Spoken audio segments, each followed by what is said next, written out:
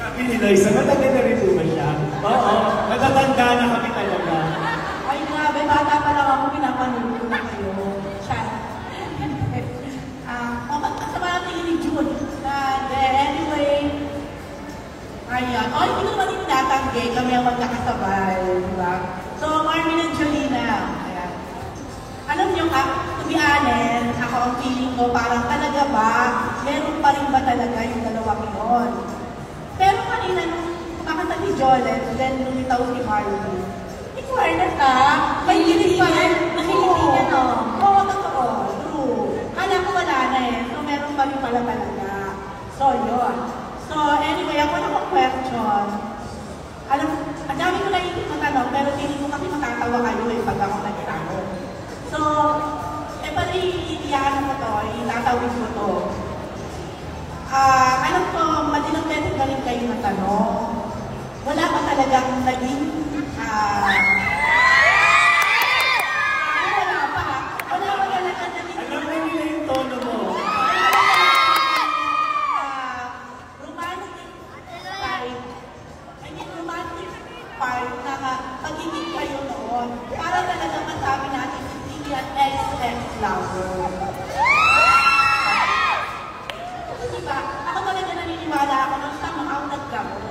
Ako, tapusin na natin ngayong gabi.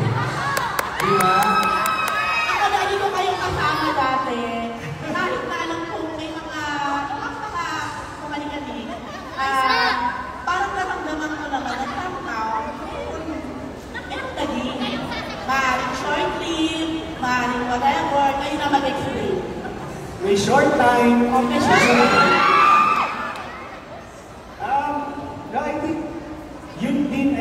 Yung magic at yung chemistry na nananatili dun sa Love Team.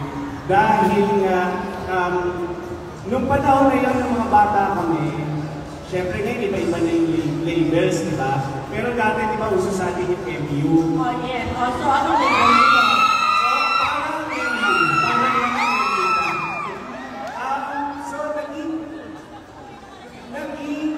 Dahil may personal at saka professional na relationship ng mga panahon na yun.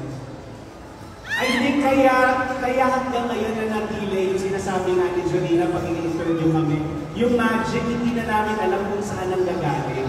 I think dahil hindi naging kami, hindi rin kami nag-away ng todo. Kaya siguro nagkaroon ng comeback film. Aminin nyo, yung mga naging silang-sila talaga, hanggang ngayon, hindi natin mapaka-comeback. Kung sino man sila, diba?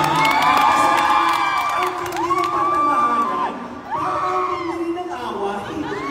So, baka hindi kayo maka-expect doon. Kaya siguro ngayon nagkaroon kami ng comeback kasi naging sakto lang yung relationship. Kaya, napaasa yung comeback. Hindi kami lolong-lola na nagka-comeback. Pa rin ang label natin. Mutual understanding natin. Oo, mutual understanding. At saka may asawa na po si Jolina. Pero wala po yung anak nila. Happily married po. Ako naman I love my tanong ko yung nakaraan. Sorry, yun pa rin yung tanong ko. Sa akin, yun din naman lang yung sinasagot. Kasi parang kahit na nung halimbawa, away pati kami dati, tapos hindi na kami nagka-work, tapos nung nakikita naman kami, panikwentuhan na lang ng something, wala na yung talagang parang naging okay ulit, nag-love-love ulit kayo, or kung ano yung nararamdaman, wala nang ganun eh. So, talagang, nung bata lang kami nagkaroon naman, kasi syempre, first time na katrabaho, tapos, kaya away pati. Nasagot ko ba? Nasagot ko. Hindi, totoo. Lahat ng sinabi ni Marvin, hindi siguro ganito yung relationship namin. Kung nagkaroon talaga na yung lumalabas nanonood na sine ng mag-jowa, yung gano'n, wala siguro. Wala ganito kalalim yung friendship. Di ba kayo lumabas talaga na kayong dalawa lang? So, pero agree ka kay Marvin na naging MU kayo. Ako din namin ko naman dati yung feelings ko. Gusto mo di ba? So, pero matagal na yun.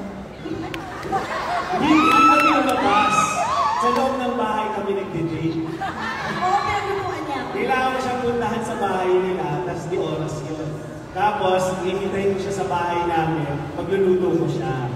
Kahit hindi pa ako napagalitan magluto, kinakain niya at niloloko niya ako, ang sarap. Diba kayo? Pero hindi naman masyado. Akala ko mami mo ka nagluluto, ma. Pinaalis ko sila mami doon. Pinapatsaba ko. Yun na. Ito, second question.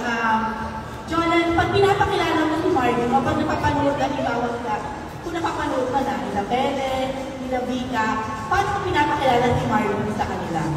Pinapakilala ko siya na siya si Tito Marvin. Na kaibigan ko, best friend ni Mama. And he's a very good person. And he's a very good father. At saka ang galing niyang negosyante. In-expect ko talaga sana. Makita nila na meron kami mga picture na sweet kami. Wala naman akong violent reaction na nakita sa mga anak ko. Siguro kasi hindi naman nila nakikita yun yung ginagawa ko lang kay Marvin. Diba? Mas marami syempre sa kanila, kay Papa nila. So, I don't think lalagyan nila ng gano'n. And pagka kasi very, tawag dito, inosente ang iyong, or maganda ang pakay sa pagkakaibigan, wala ka naman dapat itago at nararamdaman nila mga anak natin. Kapag may mga anak na kayo, mararamdaman nila yung nagsisikret kayo o hindi, diba? Lahat kinukwento ko sa kanila ng pag may sakit si Tito Marvin, pag merong mga nararamdaman, diba? Alam nila, pati kung kumakain kami sa restaurant ni Tito Marvin, tapos sinasabi ko siya nagluluto ng kotse. Yung gano'n. Sobrang siyempre nakasama ko na sila Bele, si Vika, si Mark. Napakasaya nilang pamilya.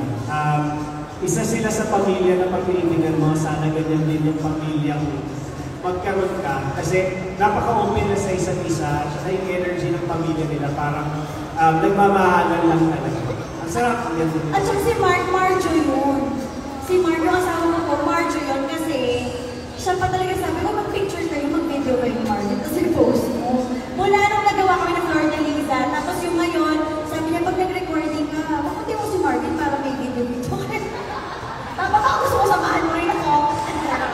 Pero ganun siya ka-supportive sa akin. Alam niya kasi kung saan ako totoong masaya, masaya siya para sa akin.